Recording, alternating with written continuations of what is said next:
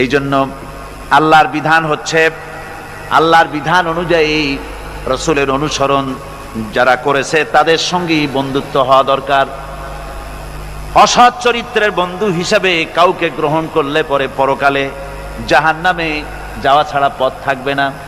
অসৎ বন্ধুদের সঙ্গে চলাফেরা করার কারণে যারা দ্বীনকে অস্বীকার করেছে, দ্বীন বোঝে নাই, কিয়ামতের দিন যখন জাহান্নামে যাবে, জাহান্নামের ভেতরে এক ফাঁকে শয়তানের সঙ্গে দেখা হয়ে যাবে।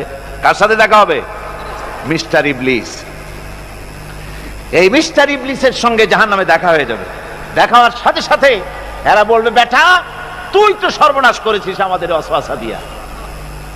শয়তানের কিন্তু দেখা যায় না, কিন্তু ওখানে দেখে বলবে যে তুমি তো আমার এই সর্বনাশটা করছো।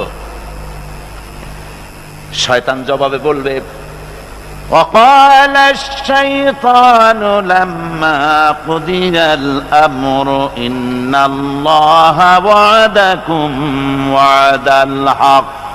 চূড়ান্ত ফয়সালা হয়ে যাওয়ার পর শয়তান বলবে, দেখো আল্লাহ ওয়াদা করেছিলেন হক ওয়াদা, তার ওয়াদা ছিল একদম সত্য। ওয়া'আদতুকুম ফাখলাফতুকুম, আর আমিও একটা ওয়াদা করেছিলাম, আমি তা আজকে খেলাপ করলাম।